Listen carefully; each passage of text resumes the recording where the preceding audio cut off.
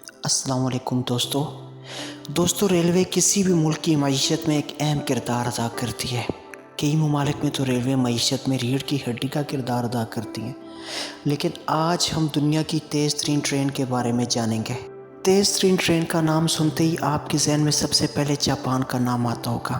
آج میں آپ کو جاپان کے بہت بڑے ہائی ٹیک منصوبے کے بارے میں بتاؤں گا۔ جاپان کی پہلی تیز ترین بلٹ ٹرین 1964 میں ٹوکیو اوساکا کے لیے چلائی گئی، جس کی سپیڈ 210 کلومیٹر فی گھنٹہ ریکارڈ کی گئی تھی۔ مگر جس حساب سے جاپان دنیا میں تیزی سے آگے بڑھ رہا تھا، ان کے لوگوں کے لیے یہ سپیڈ بھی کم تھی، کیونکہ جاپان دنیا بھر میں اپنی انوویشنز کی وجہ سے جانا جاتا ہے۔ تو اسی لیے انہوں نے ایک بہت بڑے بلٹ ٹرین بنانے کے لیے ہائی ٹیک منصوبے کا آغاز کیا۔ لیکن میں آپ کو بتاتا چلوں کہ یہ ٹرین نارمل ٹریک پہ نہیں چل سکتی، بلکہ ان کے لیے نئے اور اسپیشل ٹریکس چاہیے جو کہ ان کی سپیڈ بڑھانے میں مدد کرتے ہیں۔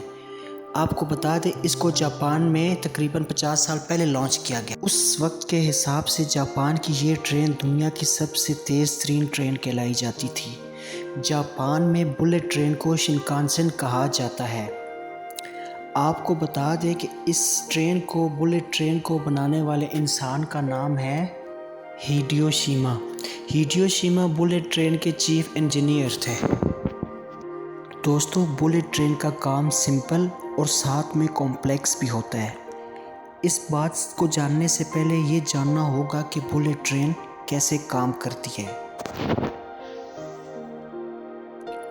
دوستو، سب سے پہلے یہ جاننا ہوگا کہ میگنیٹس کیسے کام کرتے ہیں، کیونکہ اسی پر بلٹ ٹرین کی بیس رکھی گئی ہے۔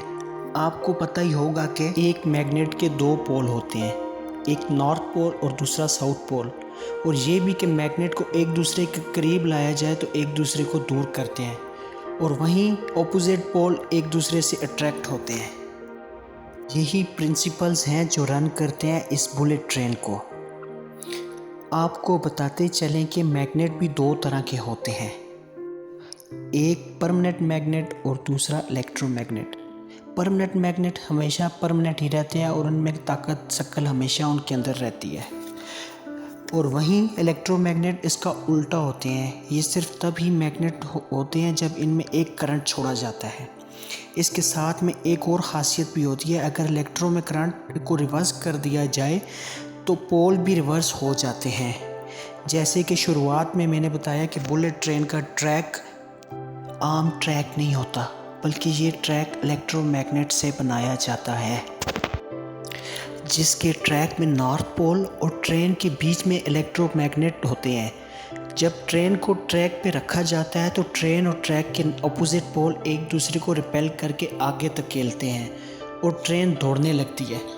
تو اس میں آپ یہ بھی سمجھ لیجئے، اس کو چلانے کے لیے جو پٹڑی ہوتی ہے وہ میگنیٹ کا نارتھ پول ہوتی ہے، اور ٹرین کے اندر دوڑ رہا ہوتا ہے ساؤتھ پول کا کرنٹ، جس کی وجہ سے یہ ایک دوسرے کو ریپیل کرتے ہیں۔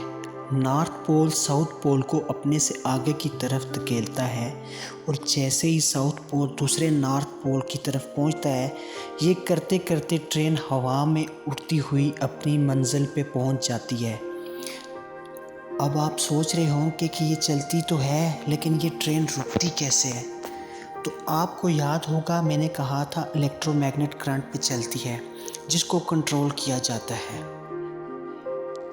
مگر دوسری طرف میگنیٹس کی وجہ سے یہ ٹرین فاسٹسٹ نہیں ہے۔ اس اور بھی ریزنز ہیں جو کہ اس کو فاسٹسٹ بناتی ہیں، جن میں اس کی ایرو ڈائنامک شیپ ہے، جو کہ بالکل گولی کی طرح ہے، جس کو ہوا بھی روک نہیں پاتی، جس کی وجہ سے اس کی سپیڈ 603 کلومیٹر فی گھنٹہ تک چلی جاتی ہے، جو کہ دنیا کی سب سے تیز ترین ٹرین بن جاتی ہے۔ اور بھی کئی وجوہات اس ٹرین کو منفرد بناتی ہیں، جن میں سے بہترین سہولیات کا دینا اور اس ٹرین میں وائبریشن نہ ہونے کے برابر۔